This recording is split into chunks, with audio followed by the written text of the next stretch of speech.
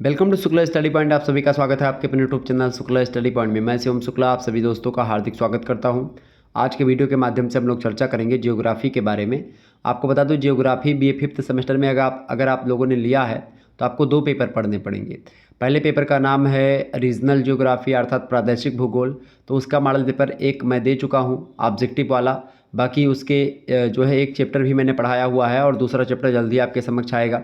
बाकी और लिखित model paper objective model paper आपको लगातार मिलते रहेंगे।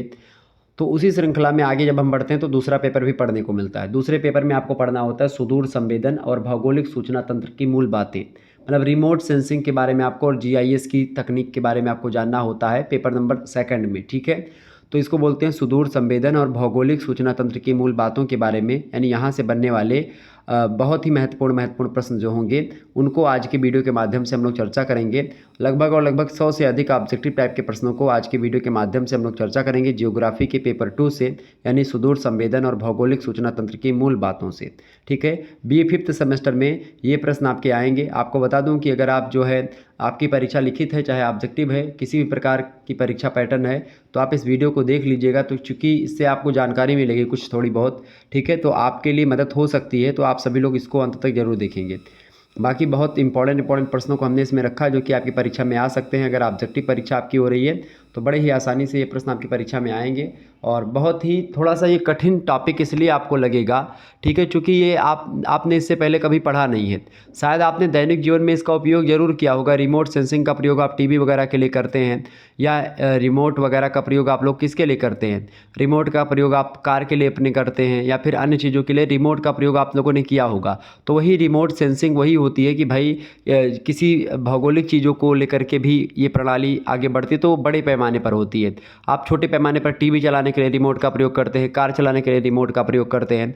ठीक है, तो ये होता है रिमोट सेंसिंग। उसमें जो पूरा का पूरा जो विज्ञान होता है, जो गणित होती है, उसी को रिमोट सेंसिंग कहा जाता है। ठीक है, रिमोट सेंसिंग की कई विधियाँ होती हैं जिनके माध्यम से कई प्रकार की चीज़ों को मापा जाता है। जैसे क्रिकेट पिच पर आप देखते हैं जो लंबाई या फिर कितने लंबा छक्का मारा या फिर कितनी गति से दौड़ रहा है खिलाड़ी बीच में, या नाना प्रकार की चीज़ें, कार जो है कितने रेस से रोड पर जा रही है, इन सभी का प्रयोग जो है, ये सब जो चीज़ें हो रही हैं ये सब रिमोट सेंसिंग की ही विधियों के द्वारा संपन्न हो पा रही हैं।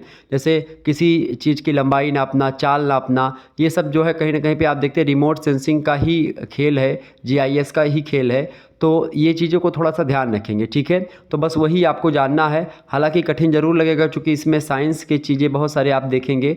ठीक है, रिमोट सेंसिंग को ही हिंदी में सुदूर संवेदन कहा जाता है, ये बात ध्यान रखिएगा।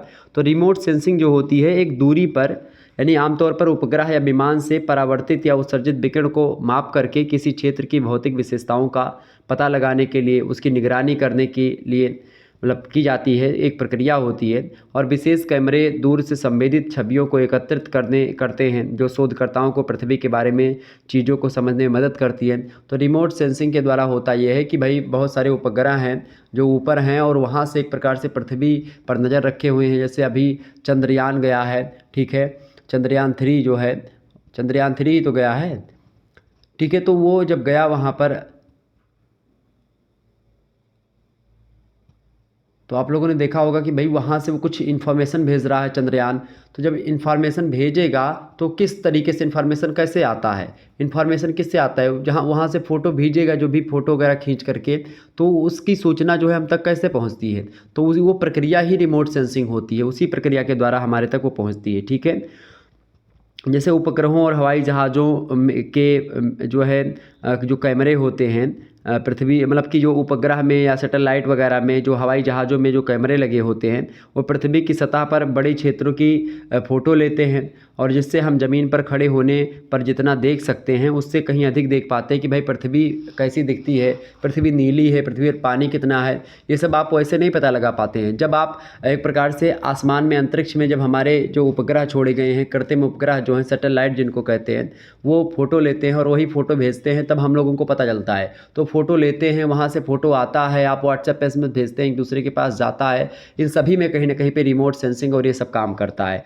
जैसे जहाज़ों पर सोनार प्रणाली का उपयोग करके समुद्र के तल तक जाने की आवश्यकता के बिना समुद्र तल की फ़ोटो को पहले से भाप लेते कि समुद्र तल में ये चीज़ें हैं, मतलब वहाँ तक बिना जाए आप पता लगा लेते हैं कि भाई वहाँ पर है क्या वास्तव में। इसी प्रकार से महासागरों में तापमान परिवर्तन की फ़ोटो या तापमान कैसे बदलता है, इन चीज़ों को भी भांप लेना दूर से ही, ये सब रिमोट सेंसिंग का फ़ायदा है। इसके अलावा पृथ्वी की दूर संवेदी जो फ़ोटो हैं उनके कुछ विशिष्ट उपयोगों को शामिल कर सकते हैं आप इसमें। जैसे बड़े जंगल की आग लगी है तो उसको अंतरिक्ष से देख सकते हैं मैप के माध्यम से कि आग जो है कहाँ कहाँ पर लगी हुई है, जिससे एक प्रकार से ये पता लग सके कितने दूर भर में आग लगी है और कितना जल लगेगा, कैसे इसको कंट्रोल में किया जा सकता है।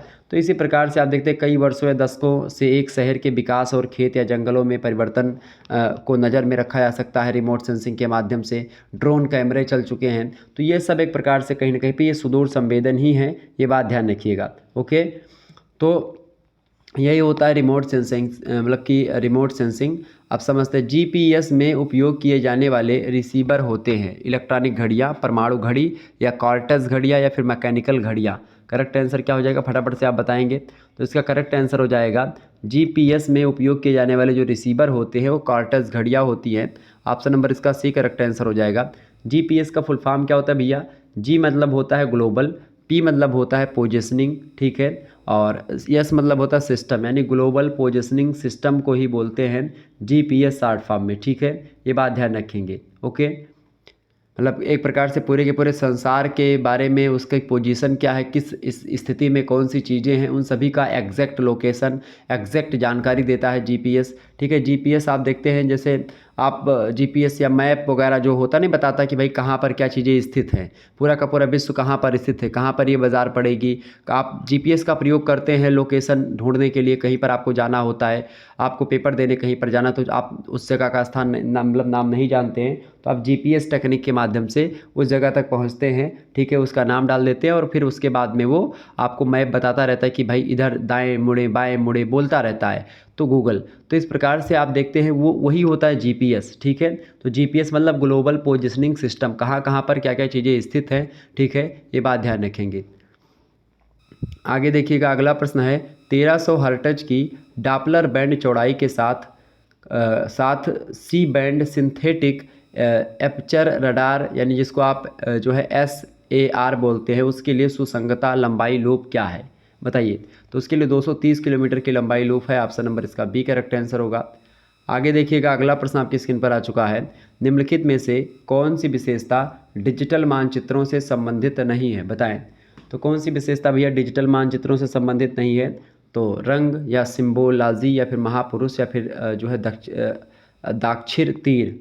तो दाक्षिर तीर जो है ये डिजिटल मानचित्रों से संबंधित नहीं है, जबकि रंग, महापुरुष और सिम्बोलॉजी ये सब एक प्रकार से विशेषताएं डिजिटल मानचित्रों से रिलेटेड हैं।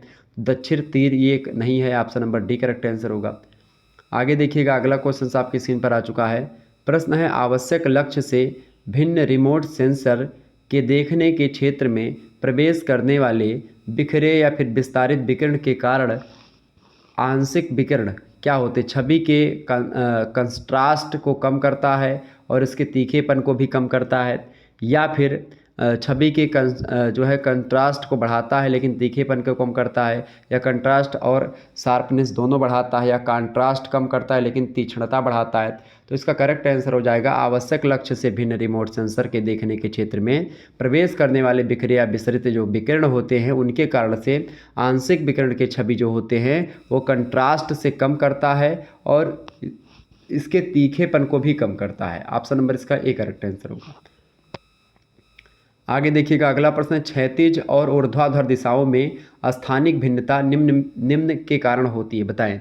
प्रश्न है क्षैतिज और ऊर्ध्वाधर दिशाओं में स्थानिक भिन्नता निम्न में से किसके कारण होती है?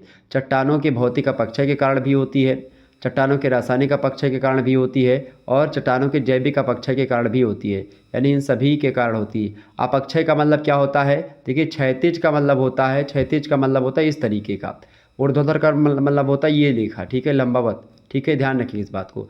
अपक्षय का मतलब होता है अपक्षय का मतलब होता है, भौतिक अपक्षय का मतलब क्या हो गया भाई, भौतिक अपक्षय का मतलब हो गया जैसे कि वायु चली या नदियों से एक प्रकार से कट करके बह गया। रासायनिक अपक्षय का सीधा सा मतलब हो गया कि किन्हीं कोई क्रिया हुई किसी तत्व के साथ और उसके बाद में वो टूट गया। अपक्षय का मतलब होता है टूटना किसी चीज़ का, पत्थर का टूटना, किसी भी चीज़ का टूटना ही अपक्षय कहलाता है। अपक्षय चट्टान जब क्या होती हैं, टूट जाती तो उसी को अपक्षय बोलते हैं। अपर्दन क्या होता है, जब वो चट्टानें टूट करके किसी जिस जिस माध्यम से टूटी हैं उसी माध्यम के साथ थोड़ी दूरी तक बहती चली जाती हैं तो होती है अपक्षय, मतलब अपर्दन। ठीक है, अपक्षय क्या होता है, टूटना, केवल चट्टानें टूट जाती है, भौतिक विधियों से टूटती है, हवा चली बहुत तेज़ से या जल के माध्यम से झोंका जल का लगा, टकराव लगा, इससे टूट गई। ठीक है, या जो है एक प्रकार से ज्वालामुखी या भूकंप आया, इससे टूट गई। ठीक है, तो इन सभी के कारण। आगे देखिएगा, अगला क्वेश्चन आपकी स्क्रीन पर आ चुका है। प्रश्न बड़ा लंबा है। प्रश्न है कि एक विद्युत चुंबकीय तरंग विभिन्न अपवर्तक सूचकांकों के साथ दो नुकसान कम सजातीय मीडिया के बीच की सीमा पर गिरती हैं। लहर का एक हिस्सा वापस घटना माध्यम में परिलक्षित होता है और बाकी दूसरे मीडिया पर प्रसारित होता है। इस घटना के रूप में जाना जाता है किसको? इस घटना के रूप में किसको जाना जाता है भैया? तो इस घटना के रूप में किसको जानते हैं? फ्रेसेल प्रतिबिंब को जानते हैं। Option number A correct answer होगा। आगे देखिएगा, अगला प्रश्न आपकी स्क्रीन पर आ चुका है। एक निष्क्रिय सेंसर उपयोग करता है, बताएं, एक निष्क्रिय सेंसर उपयोग करता है ऊर्जा के स्रोत के रूप में एक सूर्य का। ऑप्शन नंबर इसका ए करेक्ट आंसर होगा। एक मतलब ऊर्जा के स्रोत के रूप में एक सूर्य का खास करके एक निष्क्रिय सेंसर उपयोग करता है। नेक्स्ट क्वेश्चन आप देखेंगे, अगला प्रश्न है रिमोट सेंसिंग शब्द किसने गढ़ा या किसके द्वारा दिया गया? तो रिमोट सेंसिंग जो शब्द दिया गया है वो एवलिन एल प्रूइट के द्वारा दिया गया है। ये एक भूगोलवेत्ता थे, अमेरिका के भूगोलवेत्ता हैं। अमेरिकी नौसेना के लिए रिमोट सेंसिंग शब्द को गढ़ा गया था। ऑप्शन नंबर इसका ए करेक्ट आंसर होगा। आगे देखिएगा, अगला क्वेश्चन आपकी स्क्रीन पर आ चुका है, यहीं पर देखेंगे। बर्फ़ का निर्माण तब होता है जब बादल का तापमान होता है। हिमांक से नीचे जब बादल का तापमान होगा तब बर्फ़ का निर्माण हो जाएगा, ये बात ध्यान रखिएगा। ओके, आगे बढ़ते हैं और भी चीज़ों को जानने का प्रयास करते हैं। रिमोट सेंसिंग के बारे में बहुत सारी चीज़ें हैं जो कि आपको समझनी अभी बाकी हैं। ठीक है, और भी जो भी प्रश्न पूछे जाते रहेंगे हम उस पर चर्चा करते रहेंगे। ठीक है, तो ये रिमोट सेंसिंग की वैसे कई अवस्थाएं होती हैं, जैसे ऊर्जा का स्रोत, सबसे पहली बात तो सूर्य होता है इसके रिमोट सेंसिंग का। ठीक है, दूसरी बात ये होती है कि ऊर्जा का संचरण स्रोत से पृथ्वी के धरातल तक होता है।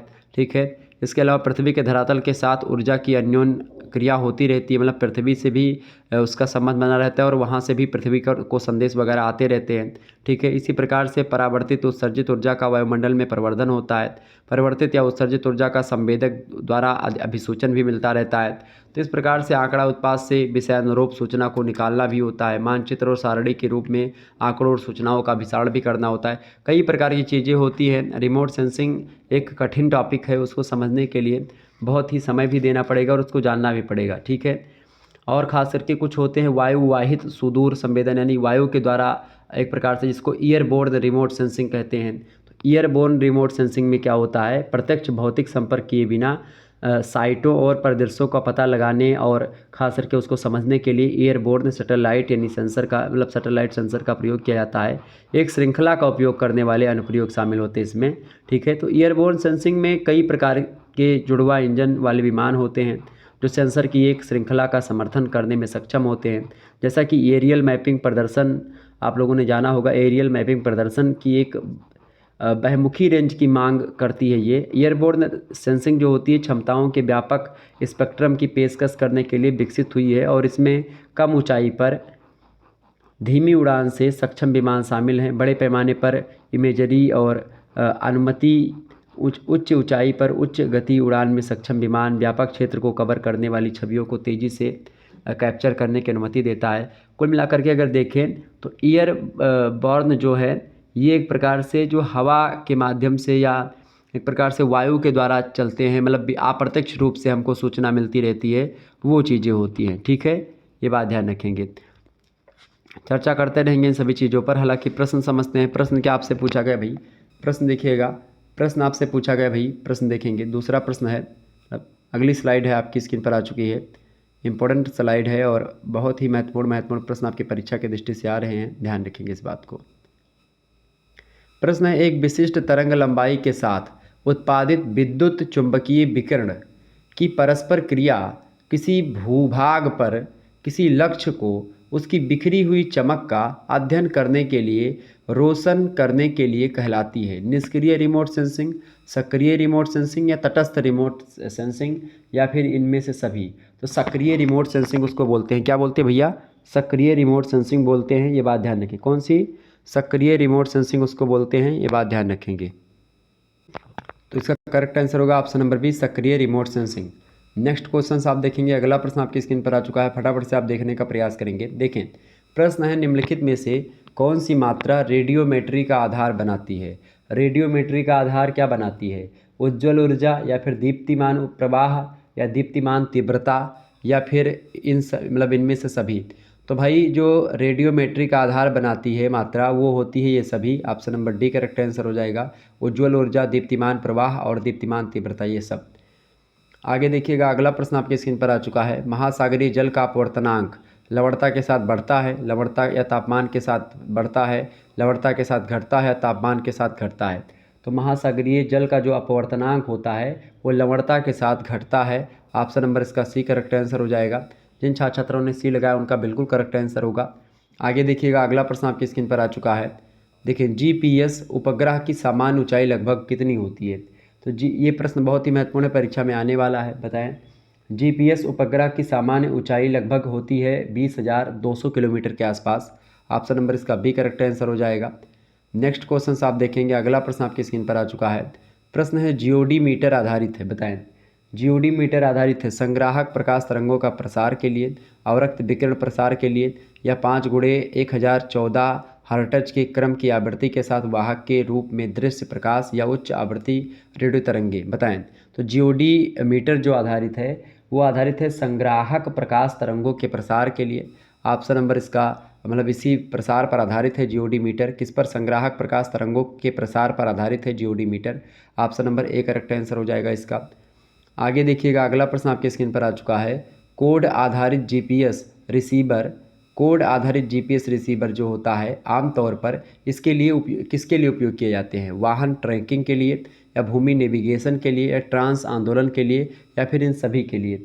तो कोड आधारित जो जीपीएस रिसीवर होते हैं वो भूमि नेविगेशन के लिए भी, इसके अलावा वाहन ट्रैकिंग के लिए, ट्रांस आंदोलन के लिए, इन सभी के लिए जो है कोड आधारित जीपीएस रिसीवर जो है ये प्रयोग में लाए जाते हैं। तो करेक्ट आंसर इसका क्या हो जाएगा? इनमें से सभी, यानी कि उपरोक्त तो सभी। ऑप्शन नंबर इसका डी करेक्ट आंसर हो जाएगा। आगे बढ़िएगा, अगला क्वेश्चन आपकी स्क्रीन पर आ चुका है। बहुत ही महत्वपूर्ण प्रश्न है। प्रश्न, निम्नलिखित में से सही कथन का चुनाव करें। देखिए, ऑप्शन ए दिया है कि एक माध्यम का अपवर्तनांक विकिरण की तरंग दैर्ध्य या तरंग दैर्ध्य के अनुसार बदलता रहता है। तो एक माध्यम का अपवर्तनांक विकिरण जो होता है वो तरंग दैर्ध्य के साथ व उसी के अनुसार बदलता रहता है। बिल्कुल ठीक बात है ये भी। तरंग दैर्ध्य के साथ अपवर्तनांक के परिवर्तन को परिक्षेपण कहते हैं। बिल्कुल, ये भी परिक्षेपण ही कहते हैं। तरंग दैर्ध्य के साथ अपवर्तनांक जब परिवर्तन या बदलता है तो उसी को परिक्षेपण कहा जाता है। ठीक है। तीसरी बात कह रहा है, किसी प्रिज्म से गुजरने पर श्वेत प्रकाश के रंगों का विखंडन परिक्षेपण के कारण होता है। बिल्कुल, किसी प्रिज्म से गुजरने पर जो सफ़ेद प्रकाश होता है, श्वेत प्रकाश होता है, उसके रंगों का जब विखंडन होता है तो उसका कारण होता है परिक्षेपण। ठीक है, तो ये भी बात बिल्कुल ठीक है। यानी तीनों बातें जो है बिल्कुल सही हैं। ऑप्शन नंबर इसका डी लगा देंगे। उपरोक्त तो सभी या ये सभी ऑप्शन बिल्कुल करेक्ट हैं। आगे देखिएगा, अगला प्रश्न आपकी स्क्रीन पर आ चुका है। स्थलाकृतियों की व्यवस्था जो वस्तुओं के आकार और बनावट की विशेषताएं प्रदान करती हैं क्या कहलाती हैं? वर्णक्रमीय भिन्नता, स्थानिक भिन्नता, या लौकिक भिन्नता, या फिर इन सभी, या फिर ये सभी। करेक्ट आंसर क्या होगा इसका? तो स्थलाकृतियों की व्यवस्था जो वस्तुओं के आकार और बनावट की विशेषताएं प्रदान करती हैं वो कहलाती हैं स्थानिक भिन्नता। ऑप्शन नंबर इसका बी करेक्ट आंसर हो जाएगा। स्थानिक भिन्नता is right answer. Next question आप देखेंगे। अगला प्रश्न है, निम्नलिखित में से सही कथन चुनिए। बताइए, निम्नलिखित में से सही कथन चुनिए। सही कथन क्या है भाई? देखिए इनमें से जो देखिए फाइटोप्लैंक्टन में प्रकाश संश्लेषक रूप से सक्रिय वर्णक होता है, गलत बात है। फाइटोप्लैंक्टन की वृद्धि हरित क्षेत्र में बैंक स्कैटरिंग को बढ़ाती है, बिल्कुल ठीक बात है। ऑप्शन नंबर बी यही करेक्ट आंसर हो जाएगा। आगे देखिएगा, अगला प्रश्न आपकी स्क्रीन पर आ चुका है। फटाफट से आप देखिएगा, वीडियो को लाइक और शेयर करते रहिएगा ताकि और भी वीडियो इसी प्रकार से आपके समक्ष आते रहे और आप लगातार देखते रहें। ठीक है, ये बात ध्यान रखेंगे। आगे बढ़ा जाए भैया, चलिए। आगे बढ़ते हैं और भी चीज़ों को जानने का प्रयास करते हैं। ओके, अच्छा, एक हवाई फ़ोटोग्राफ़ी होती है बड़ी फेमस। हवाई फ़ोटोग्राफ़ी जो है वो आपका यूनिट नंबर 3 में आपको पढ़ना पड़ता है। तो हवाई फ़ोटोग्राफ़ी जो है एक हवाई जहाज़ या अन्य समान हवाई वस्तु से नीचे की ज़मीन की फ़ोटोग्राफ़ी खींची जाती है। कोई विमान उड़ रहा है ऊपर से, वहाँ से फ़ोटोग्राफ़ी जब की जाती है तो उसी को हवाई फ़ोटोग्राफ़ी बोला जाता है, ठीक है। और ऐसा उड़ने वाला प्लेटफ़ॉर्म एक विमान, हेलीकॉप्टर, मानव रहित हवाई वाहन कोई भी हो सकता है, या ड्रोन हो सकता है, या कोई गुब्बारा हो सकता है, कोई रॉकेट हो सकता है, कोई पैराशूट हो सकता है जिसमें कैमरा लगा दिया जाए और वो ऊपर से तस्वीरें, नीचे की तस्वीरें जो है खींचे ऊपर से, ठीक है। या कबूतर, यहाँ तक कि कबूतर कभी कभी भेज जाते हैं, कभी कभी पतंगों में कैमरे लगा करके भेज दिए जाते हैं जो ज़मीन की तस्वीरें लेते हैं और ज़मीन की तस्वीर एक प्रकार से खींचते रहते हैं और पता लगाते हैं कि भाई क्या क्या चीज़ें यहाँ पर कैसे कैसे हैं। तो इस प्रकार से इसको बोलते हैं हवाई फ़ोटोग्राफ़ी।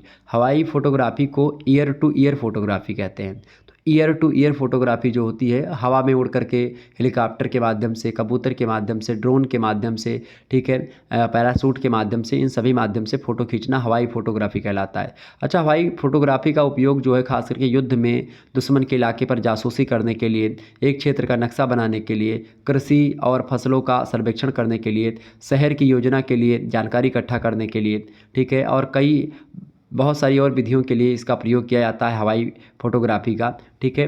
तो ये भी एक प्रकार से रिमोट सेंसिंग की ही एक तकनीक होती है, ठीक है, जिसके माध्यम से हम लोग ऊपर उड़ते उड़ते ही सारी चीज़ों का पता लगा पाते हैं और जान पाते हैं कि भाई क्या है पृथ्वी पर और किस प्रकार की चीज़ें हैं। हवाई फ़ोटोग्राफ़ी की अगर बात की जाए तो होनरे डोमियर नाम के एक व्यक्ति थे। नादर एलिवेंट ला फ़ोटोग्राफ़ी आला हाउतेयर डे ला आर्ट, यानी नादर एलिवेंटिंग फ़ोटोग्राफ़ी टू आर्ट, ठीक है। इन्होंने एक प्रकार से एक पुस्तक लिखी है। किसने? होनरे डोमियर ने। ये पुस्तक है हवाई फ़ोटोग्राफ़ी को लेकर के है। 25 मई 1862 ईस्वी को उसका प्रकाशन होता है इस पुस्तक का।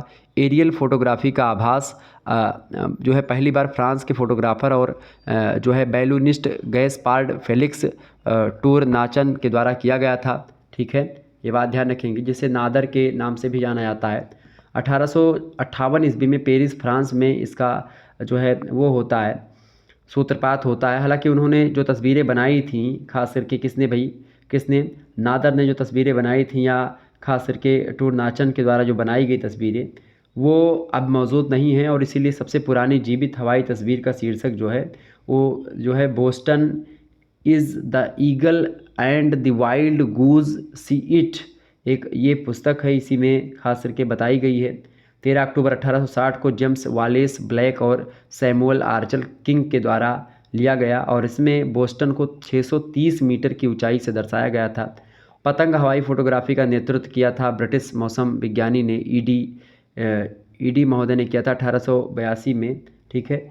तो कुल मिलाकर के आप देखते हैं कई प्रकार की फ़ोटोग्राफी होती है। कभी कभी क्या होता है कि कबूतर जैसी कोई आकृति होती है, आप मूवीज़ वगैरह में देखते हैं, जब ऐसी मूवी होती जिसमें जैसे आप कोई मूवी देखेंगे जिसमें खास करके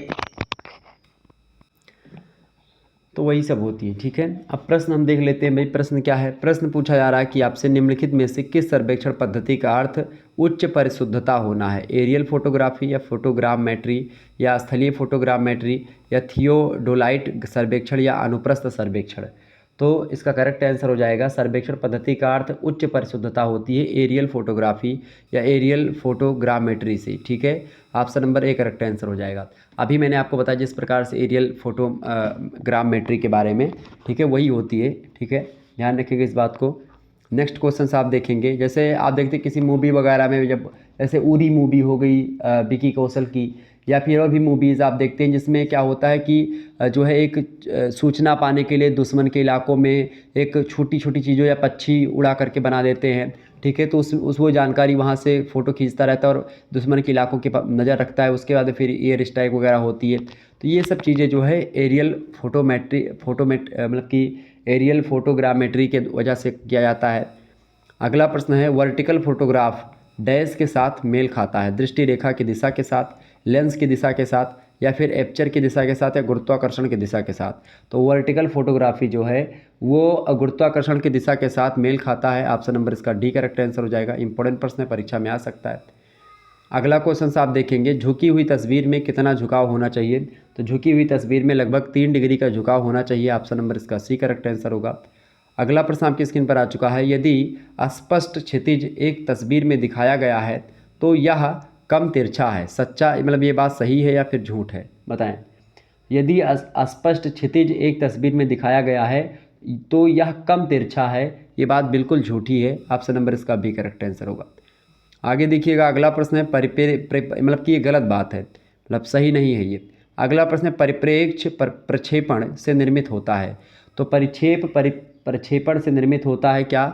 एक समान बिंदु को विकीर्ण करने वाली सीधी रेखाएं, या विभिन्न बिंदुओं को विकीर्ण करने वाली सीधी रेखाएं, एक समान बिंदु को विकीर्ण करने वाली समांतर रेखाएं, एक समान बिंदु को विकीर्ण करने वाली लंब रेखाएं। तो परिप्रेक्ष्य प्रक्षेपण जो होता है वो उससे एक समान बिंदु को विकीर्ण करने वाली सीधी रेखाएं निर्मित होती हैं। ऑप्शन नंबर इसका ए करेक्ट आंसर हो जाएगा। एक समान बिंदु को विकीर्ण करने वाली सीधी रेखाएं परिप्रेक्ष्य प्रक्षेपण के द्वारा निर्मित होती हैं। आगे देखिएगा, अगला प्रश्न आपके स्क्रीन पर आ चुका है, उड़ने की ऊंचाई डैश को संदर्भित करती है। किसको? एक्सपोजर स्टेशन का ऊपरी भाग को? नहीं, बिल्कुल गलत बात है। एक्सपोजर स्टेशन के नीचे नहीं, एक्सपोजर स्टेशन का डिप्रेशन या फिर एक्सपोजर स्टेशन की ऊंचाई, तो ये भी गलत है। एक्सपोजर स्टेशन की ऊंचाई जो है, उड़ने की ऊंचाई एक्सपोजर स्टेशन की ऊंचाई को संदर्भित करती है। ऑप्शन नंबर इसका डी करेक्ट आंसर हो जाएगा। नेक्स्ट क्वेश्चन आप देखेंगे, अगला प्रश्न आपकी स्क्रीन पर आ चुका है, फटाफट से आप देखेंगे, वीडियो को लाइक और शेयर करते रहिएगा। प्रश्न है, 300 गीगाहर्ट्ज़ से 400 गीगाहर्ट्ज़ ये आवृत्ति नापने की एक इकाई होती है, या एक प्रकार से मापन की एक इकाई होती है। खास करके विद्युतीय चुंबकीय तरंगों को मापने की इकाई होती है हर्ट्ज़। उसमें मेगाहर्ट्ज़, गीगाहर्ट्ज़ ये सब होता है। तो 300 गीगाहर्ट्ज़ से 400 गीगाहर्ट्ज़ तक की जो आवृत्ति वाली जो विद्युत चुंबकीय तरंगें होती हैं उनको किस रूप में जाना जाता है? मध्यम तरंगे, लघु तरंगे, सूक्ष्म तरंगे या फिर इंफ्रारेड तरंगे, बताएं। तो उसको बोलते हैं हम लोग कौन सी तरंगे? इंफ्रारेड तरंगे। 300 गीगाहर्ट्ज़ से लेकर के 400 गीगाहर्ट्ज़ तक की आवृत्ति वाली विद्युत चुंबकीय तरंगों को हम लोग इंफ्रारेड तरंगे कहते हैं। ऑप्शन नंबर इसका डी करेक्ट आंसर होगा। नेक्स्ट क्वेश्चन आप देखेंगे, अगला प्रश्न है, 3 गीगाहर्ट्ज़ से 30 मेगाहर्ट्ज़ तक की आवृत्ति वाली विद्युत चुंबकीय तरंगों को किस रूप में जाना जाता है? मध्यम तरंगे, लघु तरंगे, सूक्ष्म तरंगे या फिर जो है इंफ्रारेड तरंगे। तो किसके नाम से जानते हैं भैया? तो 30 गीगाहर्ट्ज़ से 3 गीगाहर्ट्ज़ से 30 मेगाहर्ट्ज़ तक की आवृत्ति वाली जो विद्युत चुंबकीय तरंगे होती हैं उनको लघु तरंगे कहा जाता है। ऑप्शन नंबर इसका बी करेक्ट आंसर होगा। अगला प्रश्न आप देखेंगे, प्रश्न है, डैश की तरंग दैर्ध्य 850 nm है और 900 nm से होती है, जहां अच्छी संवेदनशीलता वाले रिसीवर उपलब्ध होते हैं। बताएं कहाँ पर है सब? तो अवरक्त प्रकाश की तरंग दैर्ध्य जो होती है, अवरक्त प्रकाश की तरंग दैर्ध्य 800 nm और 900 nm से होती है, जहां अच्छी संवेदनशीलता वाले रिसीवर उपलब्ध होते हैं। Option number B correct answer होगा इसका। आगे देखिएगा, अगला क्वेश्चन आपकी स्क्रीन पर आ चुका है, infrared data link. Infrared data link जो है ये आपका ये फुल फॉर्म है इसका। तो इंफ्रारेड डेटा लिंक के लिए विकसित डैश की मानक तार रहित उपकरण, यानी जिसमें तार नहीं होता है, मतलब रिमोट सेंसिंग में तार कहाँ होता है, तो तार रहित उपकरणों जैसे कि चूहों, कीबोर्ड या फिर जॉयस्टिक, चूहा मतलब एक प्रकार से जैसे माउस जिसको बोलते हैं, नहीं माउस जो माउस होता नहीं, एक बिना तार वाला माउस होता है। आपने अगर कंप्यूटर चलाया होगा कभी तो आपने देखा होगा, एक तार वाला माउस होता है और एक बिना तार वाला माउस होता है। रिमोट सेंसिंग के द्वारा चीज़ें उसमें संचालित होती है, ब्लूटूथ के माध्यम से या फिर किसी के माध्यम से कनेक्ट होता है वो। तो इसी प्रकार से वाईफाई के माध्यम से आप देखते हैं, नेट वगैरह कई प्रकार की चीज़ें होती है। एक वायर वाला होता है, एक वायरलेस होता है। जैसे एक वायरलेस माइक होता है, एक माइक्रोफोन जो होता है एक बिना वायर का होता है, मतलब एक बिना वायर का और एक वायर के साथ होता है। तो जैसे कि कभी कभी आपने मुझे पढ़ाते हुए देखा होगा, तो एक वायरलेस वाले से मैं पढ़ाता हूँ। अभी एक नया मैंने लिया था जिसमें बिना वायर का ही है, और एक माइक मैंने और लिया था उसमें जैसे कि जो मीडिया वाले माइक होते हैं, ठीक है, वो माइक आप देखते हो उसमें तार नहीं होते हैं। तो वो जो तार नहीं होते हैं उसी को बोलते हैं वायरलेस वाला, ठीक है। तो प्रश्न यहाँ पर पूछा जा रहा है, जैसे मतलब माउस हो गया, कीबोर्ड हो गया या फिर जॉयस्टिक हो गया, या और जो है हैंड हेल्ड कंप्यूटर में उपयोग किए जाने वाले द्विदिश संचार के लिए मानक प्रदान करता है। क्या मानक प्रदान करता है भैया इसके लिए? तो इन सभी के लिए जो मानक प्रदान करता है वो कौन करता है भाई? IRDC करता है। ऑप्शन नंबर इसका सी करेक्ट आंसर होगा। आगे बढ़िए, अगला क्वेश्चन आपकी स्क्रीन पर आ चुका है। फटाफट से आप देखेंगे, वीडियो को शेयर और लाइक करते रहिएगा। इसी प्रकार से नोटिफिकेशन आपको मिलता रहेगा और अच्छी से अच्छी वीडियो आपको मिलती रहेंगी, ये बात ध्यान रखेंगे। चले, प्रश्न क्या है? प्रश्न है, निम्नलिखित में से कौन डायाफ्राम के उपयोग को निर्दिष्ट करता है? बताएं। फोकल विमान का समायोजन, या फिर दिगंश का प्रबंधन, या क्षितिज का समायोजन, या फिर जो है एपर्चर के आकार का प्रबंधन। करेक्ट आंसर क्या हो जाएगा इसका? तो डायाफ्राम के उपयोग को निर्दिष्ट कौन करता है? एपर्चर के आकार का जो प्रबंधन होता है वही करता है डायाफ्राम के उपयोग को निर्दिष्ट। ऑप्शन नंबर इसका डी करेक्ट आंसर होगा। आगे बढ़िए, अगला क्वेश्चन आपकी स्क्रीन पर आ चुका है। निम्नलिखित में से कौन सा एरियल कैमरे का अनिवार्य हिस्सा नहीं है? शटर, लेंस, क्षितिज या पत्रिका? बताएं। तो एरियल कैमरे का अनिवार्य हिस्सा इनमें से कौन सा नहीं है? देखिए, क्षितिज नहीं है, बाकी तीनों हैं, यानी कि शटर, लेंस और पत्रिका, ये एरियल कैमरे के अनिवार्य हिस्सा हैं, जबकि क्षितिज नहीं है। ऑप्शन नंबर इसका सा करेक्ट आंसर होगा, क्षितिज नहीं है। आगे देखें, प्रश्न है, निम्नलिखित में से कौन सा लेंस तत्वों के बीच में रखा गया है? बताएं। डायाफ्राम, लेंस, पत्रिका या दृष्टि रेखा? इंपॉर्टेंट प्रश्न है, परीक्षा में आने वाला। बताएं, निम्नलिखित में से कौन सा लेंस तत्वों के बीच में रखा गया है? तो डायाफ्राम जो है तत्वों के बीच में रखा गया है। Option number A correct answer होगा इसका। अगला क्वेश्चन आपसे बन सकता है, एग्जाम की दृष्टि से बहुत महत्वपूर्ण है। फिल्टर में डैश होते हैं, एपर्चर का मतलब कि एपर्चर का टुकड़ा, या छेद का टुकड़ा, या फिर कांच का टुकड़ा, या लेंस का टुकड़ा? तो फिल्टर में कांच के टुकड़े होते हैं। ऑप्शन नंबर इसका सी करेक्ट आंसर होगा। Option number C correct answer होगा। अगला प्रश्न आप देखेंगे, फोकल प्लेन डैश पर प्रदान किया जाता है? विच्छेदन बिंदु पर, चौराहे के बिंदु पर, संकुचन का बिंदु, या फिर समतलीकरण का बिंदु? बताएं। फोकल प्लेन जो है वो चौराहे का बिंदु पर प्रदान करता है, चौराहे बिंदु पर प्रदान करता है। Option number B correct answer होगा। अगला प्रश्न है, निम्न में से कौन ड्राइव तंत्र के अंतर्गत नहीं आता है? ड्राइव तंत्र के अंतर्गत कौन नहीं आता भैया? देखिए, शटर को ट्री करना, ये ड्राइव तंत्र के अंतर्गत आता है। ऑपरेटिंग वैक्यूम सिस्टम, ये भी ड्राइव तंत्र के अंतर्गत आता है। फिल्म को लपेटना, ये भी आता है। फिल्म को बांधना नहीं आता है। ऑप्शन नंबर इसका डी करेक्ट आंसर हो जाएगा, ऑप्शन नंबर डी। आगे देखिएगा, अगला क्वेश्चन है, निम्नांकित में से कौन फोकल प्लेन की फिल्मों को होल्ड कर सकता है? पत्रिका, अभिसरण, चौराहा या फिर विचलन? फटाफट से आप बताने का प्रयास करेंगे। फोकल प्लेन की फिल्मों को होल्ड कर सकता है पत्रिका, बिल्कुल करेक्ट आंसर होगा, ऑप्शन नंबर ए। इंपॉर्टेंट प्रश्न है, परीक्षा में आ सकता है, ध्यान रखेंगे इस बात को। आगे देखिएगा, अगला प्रश्न आपकी परीक्षा की दृष्टि से बहुत महत्वपूर्ण है। ये थोड़ा सा जटिल टॉपिक है, आपको थोड़ा सा प्रश्न अजीब लग रहे होंगे, नए प्रश्न हैं, इसीलिए आपको थोड़ा सा कन्फ्यूज़न हो रही होगी। एक से दो बार आप पढ़ेंगे, ठीक है, तो क्लियर हो जाएगा। मानक एफपीएस की बात हो रही। एफपीएस का मतलब क्या होता है? एफ का मतलब होता है भैया फ्रेम, पी का मतलब होता है पर, और एस का मतलब होता है सेकंड, यानी कि फ्रेम पर सेकंड इसको बोलते हैं, ठीक है। फ्रेम प्रति सेकंड या फ्रेम पर सेकंड का मतलब होता है एफपीएस। तो मानक एफपीएस जो होता है वो 24 होता है, 24 एफपीएस मानक होता है। ऑप्शन नंबर इसका बी करेक्ट आंसर हो जाएगा। इंपॉर्टेंट प्रश्न है, परीक्षा की दृष्टि से मोस्ट इंपॉर्टेंट है, परीक्षा में आएगा ये प्रश्न, ध्यान रखेंगे। अगला क्वेश्चन आपकी स्क्रीन पर आ चुका है। एफपीएस का क्या मतलब है? देखिए, तो फ्रेम प्रति सेकंड, ऑप्शन नंबर इसका सी करेक्ट आंसर होगा। आगे देखिएगा, अगला प्रश्न है, कैमरा लेंस में किस तत्व का उपयोग होता है? फटाफट से आप बताएंगे। कैमरा लेंस में किस तत्व का उपयोग होता है भैया? तो क्लोराइड का, या फ्लोराइड का, या फिर ऑक्साइड का, या फिर इनमें से कोई नहीं? बताएं। तो कैमरा के लेंस में फ्लोराइड का प्रयोग होता है। किसका? फ्लोराइड का प्रयोग होता है। Option number B correct answer हो जाएगा। इंपॉर्टेंट प्रश्न है, परीक्षा की दृष्टि से ध्यान रखेंगे। आगे बढ़िएगा, अगला प्रश्न आपकी स्क्रीन पर आ चुका है, फटाफट से आप देखेंगे। कैमरे के मेमोरी का प्रकार है, बताएं।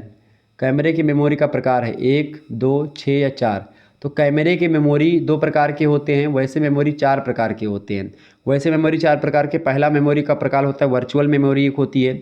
दूसरी मेमोरी होती है फ्लैश मेमोरी, ठीक है। तीसरी मेमोरी होती है मेन मेमोरी, और चौथी मेमोरी होती है कैश मेमोरी, ठीक है। ये बात ध्यान रखेंगे। लेकिन कैमरे की मेमोरी 2 प्रकार की होती है, तो ऑप्शन नंबर इसका बी लगा देंगे।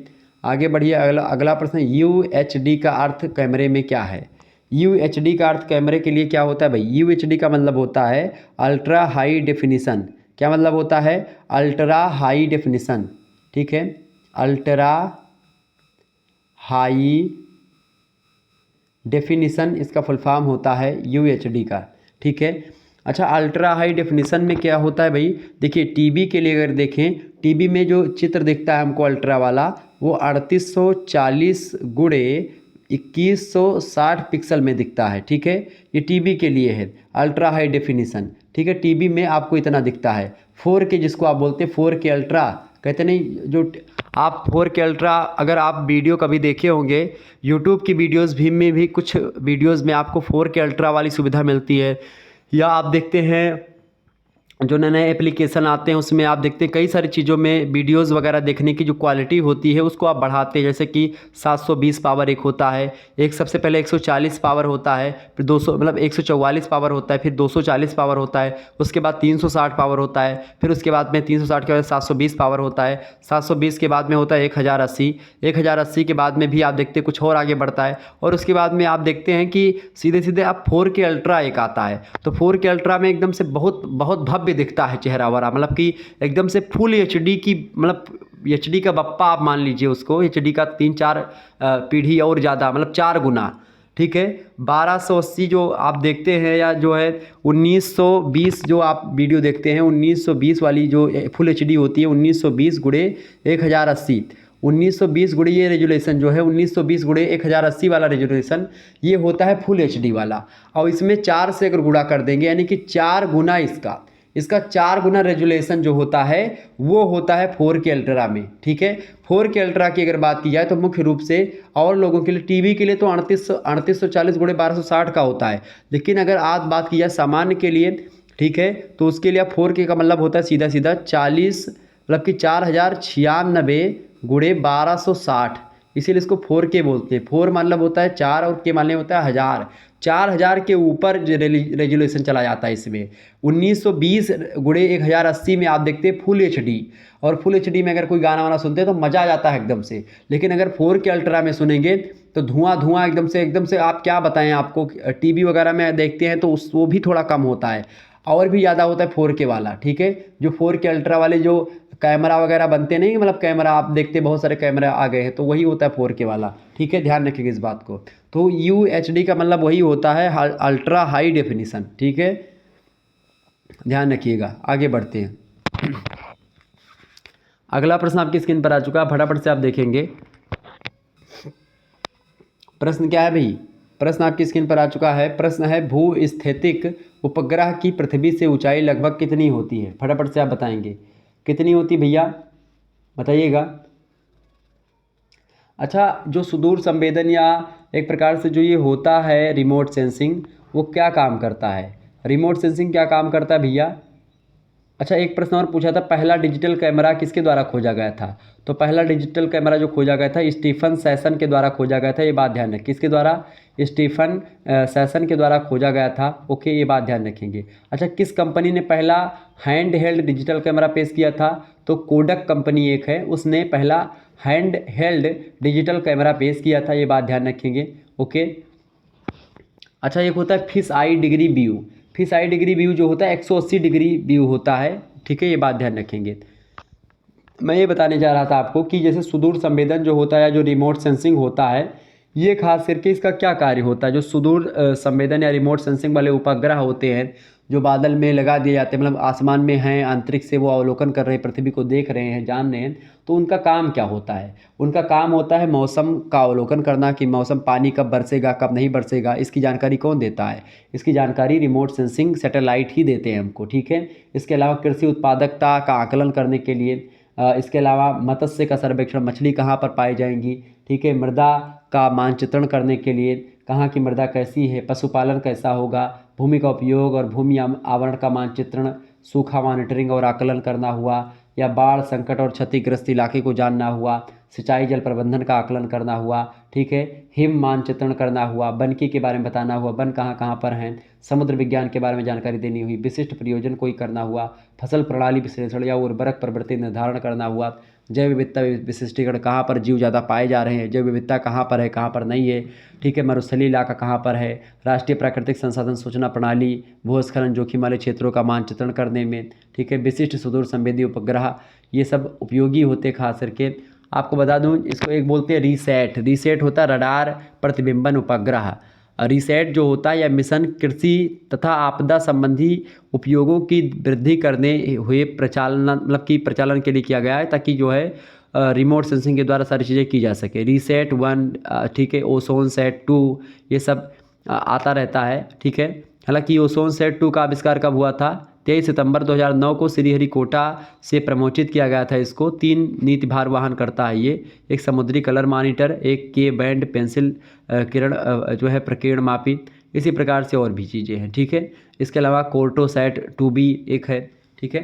तो ये सब चीज़ें होती हैं। आपने अभी देखा होगा, आपका फ़ोन मैंने यूट्यूब पर भी डाला था कम्युनिटी पोस्ट में, कि जो फ़ोन एक प्रकार से आपदा प्रबंधन मंत्रालय के द्वारा जो चीज़ें की गई हैं भारत सरकार के द्वारा, तो डिजास्टर मैनेजमेंट जो है उसके द्वारा आपदा का जो अलर्ट है वो आया होगा आपके फ़ोन में, आप लोगों ने देखा होगा। तो उससे डरने की कोई बात नहीं, मैंने तो आपको पहले ही बता दिया था। इसमें होगा क्या, उससे जानते हैं क्या होगा? उससे यही होगा, ये जियोग्राफी, ये रिमोट सेंसिंग का ही एक पार्ट आप मान सकते हो, क्योंकि वहाँ से आपके फ़ोन में सूचना आ जाती फ्लैश एसएमएस के रूप में। आपके फ़ोन में एसएमएस आ जाता है चेतावनी लिख करके ऊपर, टू टू आपका फ़ोन करने लगता है, एकदम से आप डर जाते हैं पहली बार जब आता है तो ये इसलिए किया गया ताकि कोई आपदा आए, कोई बाढ़ आए, भूकंप आए, या युद्ध की स्थिति उत्पन्न हो कभी जीवन में, मतलब भविष्य में देश में, या कोई संकट की स्थिति हो, तो आपको सूचना या आप तक सूचना पहुंचाने का एक माध्यम हो जाए, ताकि घर घर या हर घर में या हर जो एक प्रकार से मोबाइल का उपभोग कर रहा प्राणी है उन सभी तक एक प्रकार सूचना पहुंच जाए। सूचना का जो माध्यम है वो कई भाषाओं में है, अलग अलग क्षेत्रीय भाषाओं में, अलग अलग भाषा से कहीं पर, जहाँ हिंदी भाषी प्रदेश है वहाँ पर हिंदी अंग्रेजी दोनों में। अच्छा, अंग्रेजी में भी संदेश आपको मिलेगा और हिंदी में तो मिलता ही रहेगा। इसके अलावा जैसे कुछ क्षेत्रीय भाषाएं हैं, जैसे कि कन्नड़ में या तमिलनाडु के तमिल में, ठीक है, इसी प्रकार से मलयालम में, जहाँ की क्षेत्रीय भाषा जो ज़्यादा है, जहाँ के लोग उन चीज़ों समझते हैं उस भाषा में, और एक अंग्रेजी भाषा में आपको ये सूचना मिलती रहेगी। ये एक प्रकार से आपदा को नियंत्रित करने का एक उपाय है। आपदा को ख़त्म तो नहीं कर सकते हैं हम लोग, क्योंकि जो प्राकृतिक आपदाएं होती है उसको आप ख़त्म नहीं कर सकते हैं, बस उससे आप बच सकते हैं, जन धन हानि थोड़ी कम होगी, ठीक है। यही चीज़ों के लिए सारी चीज़ें की जाती हैं। अब प्रश्न आपसे यहाँ पर पूछा जा रहा है कि भू स्थितिक उपग्रह की पृथ्वी से ऊंचाई लगभग कितनी होती है? बहुत ही महत्वपूर्ण प्रश्न है परीक्षा की दृष्टि से। तो भू स्थितिक उपग्रह की ऊंचाई पृथ्वी से कितनी है लगभग भैया? 36,000 किलोमीटर है। ऑप्शन नंबर इसका सी करेक्ट आंसर होगा। आगे बढ़िए, अगला प्रश्न है, एक ग्रहीय पिंड के द्वारा लौटाई गई कुल सौर विकिरण ऊर्जा और पिंड पर आपतित कुल विकिरण ऊर्जा के अनुपात को क्या कहते हैं? बहुत महत्वपूर्ण प्रश्न है। एक ग्रहीय पिंड के द्वारा लौटाई गई कुल सौर विकिरण ऊर्जा और पिंड पर आपतित कुल विकिरण ऊर्जा के अनुपात को हम लोग अल्बेडो बोलते हैं। क्या बोलते हैं उसको? अल्बेडो बोलते हैं। ऑप्शन नंबर इसका सी करेक्ट आंसर हो जाएगा। इंपॉर्टेंट प्रश्न परीक्षा में आ सकता है। अगला क्वेश्चन से आप देखेंगे, प्रश्न है, निम्नलिखित में से कौन सा कथन सही है? फटाफट से आप बताएंगे, निम्नलिखित में से कौन सा कथन सही है भैया? देखिए, जूल में व्यक्त की गई विकिरण ऊर्जा विद्युत चुंबकीय विकिरण से जुड़ी ऊर्जा होती है। बिल्कुल ठीक बात है। दीप्तिमान ऊर्जा के हस्तांतरण की दर को फ्लक्स कहा जाता है और इसे वाट में व्यक्त किया जाता है। बिल्कुल ठीक बात है। किसी तरह पर पड़ने वाली विकिरण ऊर्जा को इरेडियंस कहा जाता है। बिल्कुल ठीक बात है। तो निम्नलिखित में से तीनों कथन बिल्कुल ठीक हैं, सही हैं। ऑप्शन नंबर डी लगा देंगे, ये सभी कथन बिल्कुल सही हैं। आगे देखिएगा, अगला प्रश्न आपकी स्क्रीन पर आ चुका है। निम्नलिखित में से कौन सा पैरामीटर डीजीपीएस के लिए सटीक है? डीजीपीएस के लिए सटीक होता है ऑप्शन नंबर ए,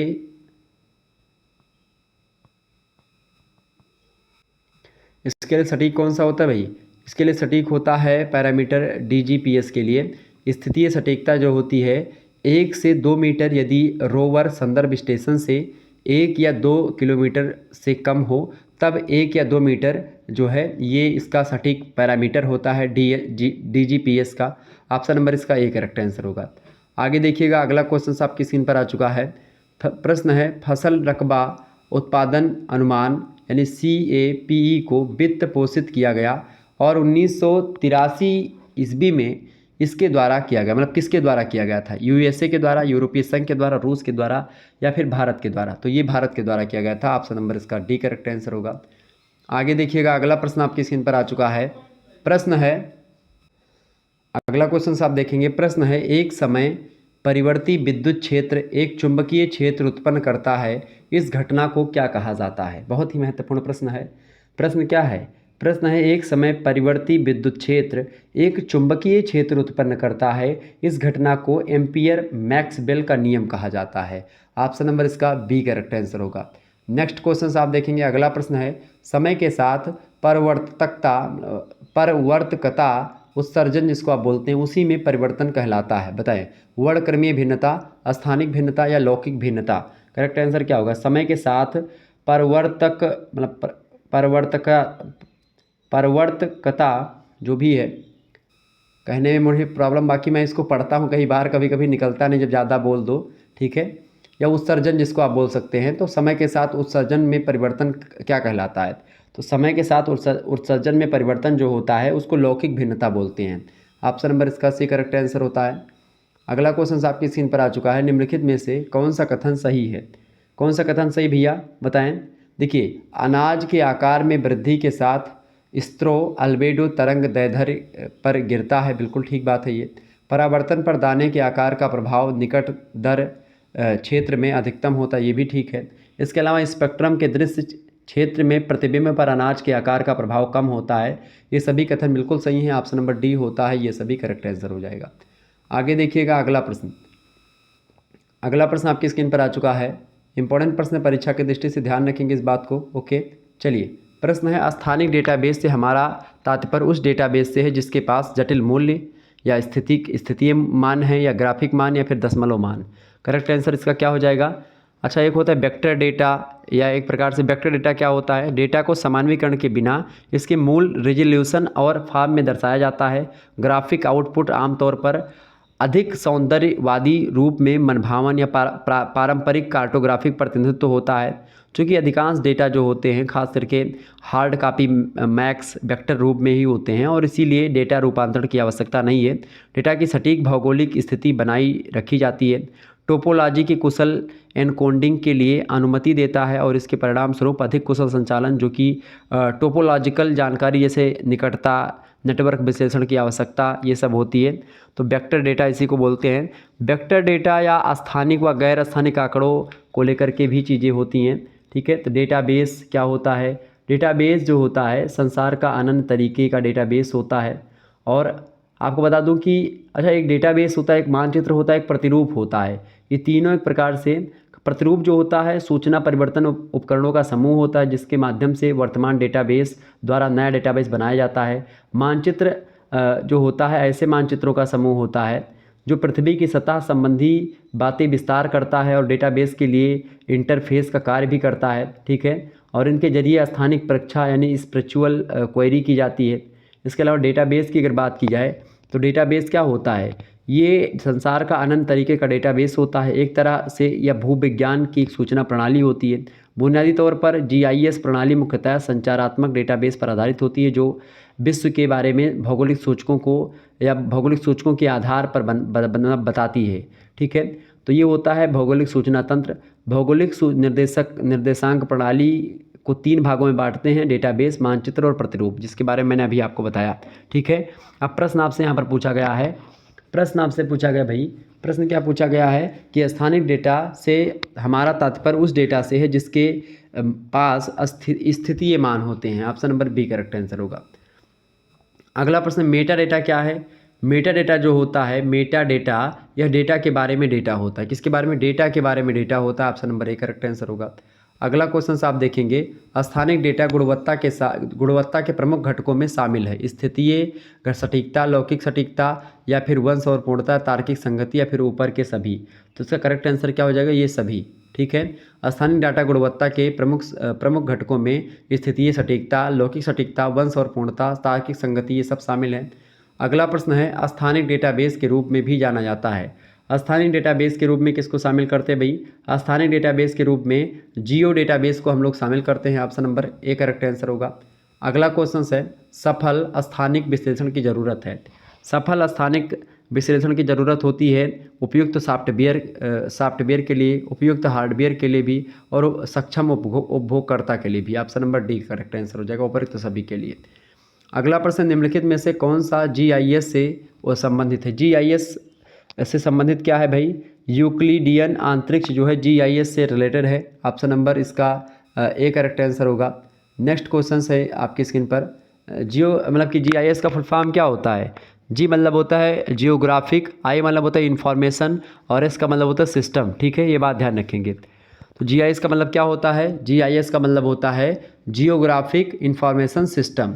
अगला प्रश्न आपकी स्क्रीन पर आ चुका है, भौगोलिक क्षेत्र। भौगोलिक क्षेत्र एक भौगोलिक घटना है जिसके लिए अध्ययन क्षेत्र में हर बिंदु के लिए क्या होता है, एक मूल्य निर्धारित किया जा सकता है। Option number A correct answer होगा। अगला प्रश्न आप देखेंगे, निम्नलिखित भौगोलिक क्षेत्र के उदाहरण है, हवा का तापमान, बैरोमीटर का दबाव या ऊंचाई या फिर सभी। तो ऊपर के सभी जो है भौगोलिक क्षेत्र के उदाहरण है। Option number D correct answer होगा। अगला प्रश्न है, निम्नलिखित में से कौन सा कथन सत्य है। कौन सा कथन सत्य है भैया, देखिए, प्राकृतिक घटनाएं आमतौर पर फील्ड पर होती हैं, बिल्कुल ठीक है। मानव निर्मित घटनाएं आमतौर पर वस्तुएं होती हैं, बिल्कुल ठीक है। एक और दो दोनों सही हैं। Option number C correct answer होगा। आगे देखिएगा, फील्ड्स हो सकते हैं। फील्ड्स जो होते हैं असतत और निरंतर होते हैं। Option number C correct answer हो जाएगा। सतत क्षेत्र के उदाहरण क्या है। सतत क्षेत्र का उदाहरण है हवा का तापमान, बैरोमीटर का दबाव, मिट्टी की लवणता, ऊंचाई, ये सब। ऑप्शन नंबर ई करेक्ट आंसर होगा।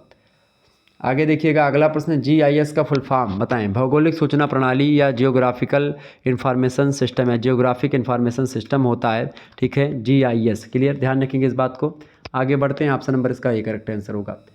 अगला प्रश्न आपकी स्क्रीन पर आ चुका है, GIS निम्नलिखित में से किस स्रोत का उपयोग किया जाता है। GIS में स्थानिक सूचना प्रणाली का उपयोग किया जाता है, स्थानिक सूचना प्रणाली। Option number B correct answer होगा। आगे देखिएगा, अगला प्रश्न आपकी स्क्रीन पर आ चुका है, कौन सा कथन इसमें से सच है, बताएं। देखिए, आंतरिक और अनुपात डेटा को मात्रात्मक डेटा के रूप में जाना जाता है, बिल्कुल ठीक बात है, ये सही है। नाम मात्र और श्रेणीबद्ध डेटा मूल्य गुणात्मक है, बिल्कुल ठीक है। क्रमिक डाटा को रैंकिंग या श्रेणीबद्ध घटना के रूप में भी जाना जाता है। ये तीनों कथन बिल्कुल सही हैं। ऑप्शन नंबर डी लगा देंगे ऊपर, तो सभी कथन सही हैं। आगे देखिएगा, अगला प्रश्न आपकी स्क्रीन पर आ चुका है, फटाफट से आप देखेंगे। प्रश्न है, भूस्थितिक उपग्रह और पृथ्वी के बीच ऊंचाई की दूरी कितनी है। लगभग 36,000 किलोमीटर की दूरी होती है। Option number B correct answer होगा। आगे देखिएगा, प्रश्न है, GIS संबंधित है संख्यात्मक डेटा से, बाइनरी डाटा से, स्थानिक डेटा या फिर जटिल डाटा। तो GIS जो संबंधित है वो स्थानिक डेटा से रिलेटेड होता है। Option number C correct answer होगा। मोस्ट इंपॉर्टेंट प्रश्न है। आगे देखिएगा, अगला प्रश्न है, CAD का पूर्ण रूप क्या है। CAD का फुल फॉर्म क्या होता है, computer aided design. Computer aided design जो है CAD का फुल फॉर्म होता है। ऑप्शन नंबर इसका ए करेक्ट आंसर होगा। मोस्ट इंपॉर्टेंट प्रश्न है, परीक्षा में आएगा। अगला प्रश्न है, कथन जो अनुपात डेटा मान के लिए सत्य है। तो कथन जो अनुपात डेटा मान के लिए सत्य है, देखिए, वे अनुपात डेटा मान जो होते हैं अंकगणितीय घटना की अनुमति देते हैं, बिल्कुल ठीक है। सतत क्षेत्रों में अनुपात मान हो सकते हैं, बिल्कुल ठीक है। विभाजन और गुणा संभव है इसमें, बिल्कुल। Option number D correct answer हो जाएगा, उपरोक्त तो सभी। ओके, आगे देखिए, अगला प्रश्न है, असतत क्षेत्रों के लिए कौन सा कथन सत्य है। असतत क्षेत्रों के लिए कौन सा कथन सत्य है भैया, भूमि वर्गीकरण असतत क्षेत्र है, बिल्कुल ठीक बात है। असतत क्षेत्र बाध्य सुविधाओं का उपयोग करते हैं, बिल्कुल ठीक है। असतत क्षेत्र जो होते हैं एक ही क्षेत्रमान के साथ एक भाग में सभी स्थानों को परस्पर अनन्य रूप से अध्ययन स्थान को विभाजित करते हैं। ये तीनों कथन जो हैं असतत क्षेत्रों के लिए बिल्कुल सटीक है, बिल्कुल सही है। Option number D correct answer होगा, उपर्युक्त सभी। आगे बढ़िएगा, अगला प्रश्न आपकी स्क्रीन पर आ चुका है, इंपॉर्टेंट प्रश्न है, परीक्षा की दृष्टि से ध्यान रखेंगे इस बात को। चलिए जानने का प्रयास करते हैं कौन कौन से प्रश्न आपकी परीक्षा में आ सकते हैं। प्रश्न है, निम्नलिखित में से कौन सा प्रकीर्णन सिद्धांत का वर्गीकरण नहीं है, बताएं। तो इनमें से जो फैराडे स्कैटरिंग है ये प्रकीर्णन सिद्धांत का वर्गीकरण नहीं है, जबकि माई स्कैटरिंग और रेले स्कैटरिंग और गैर चयनात्मक बिखरने ये सब एक प्रकार से शामिल हैं। अगला क्वेश्चन आपकी स्क्रीन पर आ चुका है, निम्नलिखित में से कौन सा हवाई मंच के लिए एक उदाहरण के रूप में कार्य कर सकता है। तो कौन कर सकता है भाई, डकोटा कर सकता है। ऑप्शन नंबर इसका बी करेक्ट आंसर होगा। अगला प्रश्न, ध्रुवीय कक्षीय उपग्रहों को आमतौर पर डैश की ऊंचाई पर सीमा, मतलब डैश की ऊंचाई सीमा पर रखा जाता है। 700 से 1500 किलोमीटर की ऊंचाई की सीमा पर ध्रुवीय कक्षीय उपग्रहों को रखा जाता है। ऑप्शन नंबर इसका सी करेक्ट आंसर होगा। नेक्स्ट क्वेश्चन से, GPS का आविष्कार अमेरिकी विभाग के द्वारा किया गया था, बताएं। रक्षा किस विभाग के द्वारा, रक्षा विभाग के द्वारा किया गया था GPS का आविष्कार। Option number C correct answer होगा। अगला प्रश्न है, कौन सा टोपोलॉजिकल आदिम इंगित करता है। टोपोलॉजिकल आदिम जो है कौन इंगित करता है भी, तो नोड इंगित करता है। ऑप्शन नंबर इसका सी करेक्ट आंसर होगा। नेक्स्ट क्वेश्चन से, GIS का सर्वर आधारित हार्डवेयर प्लेटफॉर्म, बताएं। GIS का सर्वर आधारित हार्डवेयर प्लेटफॉर्म जो है गूगल नक्शे होते हैं। ऑप्शन नंबर इसका डी करेक्ट आंसर होगा। अगला प्रश्न आपकी स्क्रीन पर आ चुका है, GIS में रेखापुंज डेटा का प्रतिनिधित्व करता है। किस डेटा का भैया, तो करता है डाई मैट्रिक्स का। GIS में रेखापुंज डेटा का मतलब किस डेटा का, तो जो है डाट मैट्रिक्स का प्रतिनिधित्व करता है, dot matrix. Option number B correct answer होगा। अगला क्वेश्चन है सटीक स्थिति निर्धारित करने के लिए जीपीएस को कम से कम कितने उपग्रहों की आवश्यकता होती है? तो कम से कम 4 उपग्रहों की आवश्यकता होती है सटीक स्थिति निर्धारित करने के लिए जीपीएस को। Option number C correct answer होगा। अगला प्रश्न है अधिकांश लिडार प्रणाली उपयोग करती है। लिडार प्रणाली जो होती है अधिकांश वो 0.9 और 1.55 माइक्रोन तरंग दैर्ध्य जो है इस प्रणाली का उपयोग करती हैं। Option number A correct answer होगा। लिडार जो होती है मुख्य रूप से रिमोट सेंसिंग की एक विधि होती है और पृथ्वी की सतह पर किसी वस्तु की सटीक दूरी मापने के लिए लिडार का प्रयोग किया जाता है। लिडार एक रिमोट सेंसिंग विधि होती है, मेथड होता है, जिसके बारे में मैंने आपको बताया। अगला प्रश्न रिमोट सेंसिंग है। रिमोट सेंसिंग जानकारी की संपर्क रिकॉर्डिंग होती है। ऑप्शन नंबर इसका ए करेक्ट आंसर हो जाएगा। अगला प्रश्न आपकी स्क्रीन पर आ चुका है जीआईएस में रास्टर ग्राफिक डेटा का प्रतिनिधित्व करता है। क्या करता है भाई? पिक्सल का परिपत्र ग्रिड जो होता है वो जीआईएस में रास्टर ग्राफिक डेटा का प्रतिनिधित्व करता है। Option number A correct answer होगा। अगला प्रश्न आप देखेंगे लाइन फीचर प्रतिनिधित्व कर सकता है सड़क या नदी। तो लाइन फीचर प्रतिनिधित्व कौन करता है? जो है सड़क, नदी और फ्लैट, ये सब जो है लाइन फीचर प्रतिनिधित्व करते हैं। तो ये दोनों बिल्कुल ठीक हैं। आगे देखिएगा अगला प्रश्न आपकी स्क्रीन पर आ चुका है, फटाफट से आप देखेंगे। प्रश्न है सही या गलत बताएं। अब इसमें से सही या गलत आपको बताना है। प्रश्न है कि प्रकाश विद्युत चुंबकीय विकिरण का एक रूप है। ये सत्य कथन है या असत्य कथन है? तो बिल्कुल सत्य कथन है। प्रकाश विद्युत चुंबकीय विकिरण का एक रूप है, बिल्कुल सत्य बात है। Option number A correct answer होगा। आगे बढ़िए। प्रश्न है स्ट्रोटियम 90 का प्रयोग किसके लिए करते हैं? तो हड्डी का कैंसर जब होता है तो उसके लिए जो है स्ट्रोटियम 90 का प्रयोग करते हैं हड्डी के कैंसर के उपचार के लिए। ठीक है।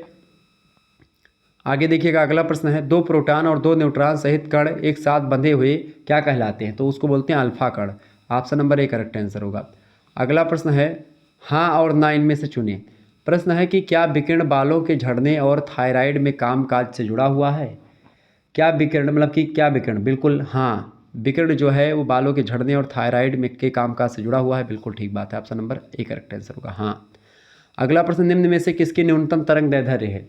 देखिए गामा किरणों की जो है तरंग दैर्ध्य जो होती है बहुत न्यूनतम होती है। Option number A correct answer होगा। अगला प्रश्न निम्नलिखित में से किसकी भेदन क्षमता सबसे अधिक है? किन किरणों की? तो भेदन क्षमता सबसे अधिक है गामा किरणों की। ऑप्शन नंबर इसका डी करेक्ट आंसर होगा। आगे देखिए अगला प्रश्न है निम्न में से किसे ऊष्मा विकिरण कहा जाता है? ऊष्मा विकिरण अवरक्त विकिरणों को कहते हैं। Option number D correct answer होगा। अगला प्रश्न है निम्न में से कौन सी विद्युत चुंबकीय तरंगें नहीं हैं? विद्युत चुंबकीय तरंगें देखिए ब्रह्मांडीय किरणें विद्युत चुंबकीय तरंगें, गामा किरणें, एक्स किरणें, ये सब विद्युत चुंबकीय तरंगें, जबकि बीटा किरणें नहीं हैं। ऑप्शन नंबर इसका बी करेक्ट आंसर हो जाएगा। सी ऑप्शन बीटा किरणें नहीं है। नेक्स्ट क्वेश्चन आप देखेंगे अगला प्रश्न है 10 सेंटीमीटर के स्पेक्ट्रम के अनुरूप तरंग दैर्ध्य है। 10 सेंटीमीटर के स्पेक्ट्रम के अनुरूप तरंग दैर्ध्य microwave. Option number C correct answer होगा। आगे देखिएगा अगला प्रश्न आपकी स्क्रीन पर आ चुका है किसका उपयोग करके ठोस पदार्थों की संरचना की जांच की जाती है? तो एक्सरे का प्रयोग करके आप देखते हैं एक्सरे होता है, एक्स माने होता है एक्स किरण, ठीक है, रे माने होता है किरण। तो एक्सरे का प्रयोग करके क्या करते हैं ठोस पदार्थों की संरचना का पता लगाया जाता है। हड्डी वगैरह में कोई फॉल्ट आता तो एक्सरे करा जाता है। ठीक है, ये बात ध्यान रखेंगे। Option number C correct answer होगा। आगे देखिएगा अगला प्रश्न आपकी स्क्रीन पर आ चुका है मांसपेशियों में दर्द के उपचार में कौन से विकिरण का उपयोग किया जाता है? तो उस समय अवरक्त विकिरण का प्रयोग मांसपेशियों में दर्द के उपचार के लिए जो है किस विकिरण का उपयोग करते हैं भाई? अवरक्त विकिरणों का। Option number A correct answer. हड्डियों में एक्सरे का प्रयोग करते हैं। अगला प्रश्न है इलेक्ट्रोमैग्नेटिक वेव या इलेक्ट्रोमैग्नेटिक जो किरणें होती है उसमें रेडियो तरंगों के अल्ट्रा हाई फ्रीक्वेंसी बैंड का इस्तेमाल किया जाता है तो सेलुलर फोन संचार के लिए। ऑप्शन नंबर इसका बी करेक्ट आंसर हो जाएगा। B option is right answer. आगे बढ़िएगा अगला क्वेश्चन आपकी स्क्रीन पर आ चुका, फटाफट से आप देखेंगे। प्रश्न है भाई, प्रश्न क्या दिया हुआ है? प्रश्न दिया हुआ है क्षैतिज दूरी का मान। प्रश्न इंपॉर्टेंट है। प्रश्न है क्षैतिज दूरी का मान निम्नलिखित में से किस विधि के द्वारा निर्धारित किया जाता है? फटाफट से आप बताएंगे, बताइए किसके द्वारा निर्धारित किया जाता है भाई? त्रिकोणासन के द्वारा। त्रिकोणासन के द्वारा क्षैतिज दूरी का मान जो है निर्धारित किया जाता है त्रिकोणासन विधि के द्वारा, त्रिकोणासन विधि के द्वारा। अगला क्वेश्चन आप देखेंगे। प्रश्न है ऊंचाई बिंदु पर पैमाना निर्धारित करें यदि फोकल लंबाई स्टेशन की ऊंचाई और औसत समुद्र तल की ऊंचाई के मान 23 सेंटीमीटर, 76 सेंटीमीटर और 20 सेंटीमीटर द्वारा दिए गए हैं। तो इसका करेक्ट आंसर क्या हो जाएगा 0.41 centimetre. Option number A correct answer होगा। अगला क्वेश्चन आपकी स्क्रीन पर आ चुका है। इलाके की औसत ऊंचाई क्या होगी यदि स्केल को 43 मीटर, फोकल लंबाई और स्टेशन की चौड़ाई 4 मीटर और 20 मीटर के रूप में दिया गया हो, तो उस स्थिति में इलाके की जो औसत ऊंचाई होगी वो 9.9 मीटर के आसपास होगी। ऑप्शन नंबर इसका डी करेक्ट आंसर होगा। अगला क्वेश्चन आपकी स्क्रीन पर आ चुका है। फोटो दूरी का उपयोग करके फोटोग्राफिक स्केल निर्धारित किया जा सकता है। ये कथन बिल्कुल सही है, बिल्कुल सही है, बिल्कुल option number A correct answer होगा। आगे देखिएगा अगला प्रश्न, एक तस्वीर का पैमाना खोजने के लिए बिंदुओं को समान रूप से ऊंचा होना चाहिए। ये बात सही है या गलत है? तो बताएं। ये बात भी बिल्कुल सही है। ऑप्शन नंबर इसका बी करेक्ट आंसर होगा। आगे देखिएगा अगला प्रश्न है, निम्नलिखित में से किस तस्वीर का पैमाना भिन्न हो सकता है? बताएं। तो इनमें से झुका हुआ फोटोग्राफ का जो है एक प्रकार से पैमाना भिन्न हो सकता है। Option number D correct answer होगा। अगला प्रश्न है, निम्नलिखित में से किसे एक झुके हुए फोटोग्राफ में स्केल निर्धारित करने के लिए जाना जाता है? तो फोकल लंबाई को एक प्रकार से झुके हुए फोटोग्राफ में स्केल निर्धारित करने के लिए जाना जाता है। Option number A correct answer होगा इसका। आगे देखिएगा अगला क्वेश्चन आपकी स्क्रीन पर आ चुका है, फटाफट से देखेंगे। वीडियो को लाइक और शेयर करते रहिएगा ताकि टाइम टू टाइम आपको नोटिफिकेशन मिलता रहे और आप आसानी से इसी प्रकार से और भी जानकारी प्राप्त करते रहें और भी वीडियो आपके समक्ष आती रहेंगी। ये बात ध्यान रखेंगे। ओके, चलिए आगे बढ़ते हैं। प्रश्न है, संचार के लिए कृत्रिम उपग्रहों के द्वारा उपयोग की जाने वाली तरंगें कौन सी होती है? फटाफट से आप बताएंगे करेक्ट आंसर क्या हो जाएगा, बताइए भाई। प्रश्न है, संचार के लिए कृत्रिम उपग्रहों के द्वारा उपयोग की जाने वाली तरंगें उनको बोलते हैं माइक्रोवेव तरंगें। ऑप्शन नंबर इसका ए करेक्ट आंसर होगा। अगला प्रश्न है, कैंसर कोशिकाओं को नष्ट करने के लिए दवा में निम्नलिखित में से कौन सी विद्युत चुम्बकीय तरंगों का उपयोग किया जाता है? तो तरंगें होती गामा किरणें। ऑप्शन नंबर इसका सी करेक्ट आंसर होगा, कैंसर में। ठीक है, option number C correct answer होगा। अगला प्रश्न है, सही उत्तर चुनें। क्या दृश्य प्रकाश एक प्रकार की विद्युत चुम्बकीय तरंग है? तो क्या दृश्य प्रकाश एक प्रकार की विद्युत चुम्बकीय तरंग है, हाँ कि ना? बताएं। तो बिल्कुल हाँ करेक्ट आंसर हो जाएगा, ऑप्शन नंबर ए। अगला क्वेश्चन है, क्या विद्युत चुम्बकीय तरंगें निर्वात में यात्रा कर सकती हैं, हाँ कि ना? बताएं। तो विद्युत चुम्बकीय तरंगें जो होती हैं निर्वात में भी यात्रा कर सकती हैं। निर्वात मतलब जहाँ पर वायु ना हो, वहाँ पर जहाँ पर कोई हवा ना हो वहाँ पर भी यात्रा कर सकती हैं विद्युत चुम्बकीय तरंगें। ऑप्शन नंबर इसका हाँ करेक्ट आंसर होगा, बिल्कुल कर सकती हैं। आगे देखिएगा अगला प्रश्न है, शार्ट वेव लेंथ इंगित करता है कि आवृत्ति जो है क्या होगी? तो आवृत्ति उच्च होगी। शार्ट वेव लेंथ इंगित करता है कि आवृत्ति उच्च होगी। ऑप्शन नंबर इसका सी करेक्ट आंसर होगा। अगला क्वेश्चन आपकी स्क्रीन पर आ चुका है, विद्युत चुम्बकीय स्पेक्ट्रम के भीतर विद्युत चुम्बकीय तरंग की स्थिति को किस पैरामीटर का उपयोग करके वर्णित किया जा सकता है? तो किसका प्रयोग करके भैया? देखिए बी और सी विकल्प में जो दिया गया है, वेव लेंथ और दोलन की आवृत्ति, इन दोनों का उपयोग करके हम लोग जो है कर सकते हैं क्या? विद्युत चुम्बकीय स्पेक्ट्रम के भीतर विद्युत चुम्बकीय तरंग की स्थिति को जो है मतलब इसको हम लोग एक प्रकार से क्या कर सकते हैं, इसका उपयोग करके, किसका उपयोग करके? तो वेवलेंथ और दोलन की आवृत्ति का उपयोग करके इसको हम वर्णित कर सकते हैं। ठीक है, ऑप्शन नंबर इसका डी करेक्ट आंसर होगा। अगला क्वेश्चन आप देखेंगे, फोटानों का डैश द्रव्यमान होता है। फोटानों का द्रव्यमान एक प्रकार से नहीं होता, बिल्कुल सही है, फोटानों का द्रव्यमान नहीं होता। Option number C correct answer होगा। आगे देखिएगा अगला प्रश्न, विद्युत चुंबकत्व के एकीकृत सिद्धांत को किसने दिया? बताएं, किसके द्वारा समझाया गया था? तो जेम्स क्लर्क मैक्सवेल के द्वारा समझाया गया था। ऑप्शन नंबर इसका बी करेक्ट आंसर होगा। आगे देखिएगा अगला प्रश्न आपकी स्क्रीन पर आ चुका है, क्वांटम यांत्रिकी के अनुसार या क्वांटम फिजिक्स आप लोगों ने पढ़ा होगा, बहुत महीन चीज़ों का अध्ययन करने वाला। क्वांटम यांत्रिकी के अनुसार विद्युत चुम्बकीय विकिरण असतत कणों की तरह व्यवहार करते हैं जिन्हें डैश के रूप में जाना जाता है, जिन्हें फोटान के रूप में जानते हैं। ऑप्शन नंबर इसका बी करेक्ट आंसर होगा। आगे देखिएगा अगला प्रश्न है और लास्ट प्रश्न इस वीडियो का, कि विद्युत चुम्बकीय तरंगों का वर्गीकरण किस आधार पर किया जाता है? तो विद्युत चुम्बकीय तरंगों का वर्गीकरण जो किया जाता है वो विद्युत चुम्बकीय स्पेक्ट्रम के आधार पर किया जाता है। विद्युत चुम्बकीय spectrum, option number A correct answer हो जाएगा इसका। इस प्रकार से आप लोगों ने बहुत सारे ऑब्जेक्टिव प्रश्नों को समझा और जाना। इसी प्रकार से हर एक सब्जेक्ट का मॉडल पेपर ऑब्जेक्टिव का लगभग हो चुका है। अधिकतर सब्जेक्ट के मॉडल पेपर आ चुके हैं। पेपर 1, पेपर 2 सभी की वीडियोज इस समय आ रहे हैं लगातार, आप लोग देख पा रहे होंगे। बीए 5th सेमेस्टर को लेकर के बहुत सारी वीडियोज़ उपलब्ध करवा चुका हूँ। लगातार आप लोगों के ऑब्जेक्टिव टाइप के मॉडल पेपर हो रहे हैं। पॉलिटिकल साइंस का लिखित मॉडल पेपर भी हो चुका है। ठीक है, इसी प्रकार से और भी सब्जेक्ट की सोशियोलॉजी के लिखित मॉडल पेपर हो चुके हैं और भी सब्जेक्ट में मॉडल पेपर लिखित वाला तैयार कर रहा हूँ, जल्दी आपके समक्ष आएगा। चलिए फिर मिलते हैं हम नेक्स्ट वीडियो में, तब तक के लिए जय हिंद, जय भारत। आप सभी का बहुत बहुत धन्यवाद हमारे से जुड़ने के लिए। इसी प्रकार से अपना प्यार बनाए रखिएगा। तो जियोग्राफी का पेपर नंबर 2 जो है, जिसके बारे में हम लोगों ने आज चर्चा किया, बहुत ही महत्वपूर्ण था। और इसी प्रकार से और भी वीडियो जिसकी आएंगी, और भी मॉडल पेपर इसका मैं दूंगा। सुदूर संवेदन और भौगोलिक सूचना तंत्र की मूल बातों से रिलेटेड और भी मॉडल पेपर आएंगे। इसके अलावा प्रादेशिक भूगोल यानी रीजनल जियोग्राफी के भी और मॉडल पेपर आपको मिलेंगे। ठीक है, धन्यवाद। मिलते हैं नेक्स्ट वीडियो में। Good night, I love you. Video को लाइक और शेयर कर दीजिएगा। धन्यवाद।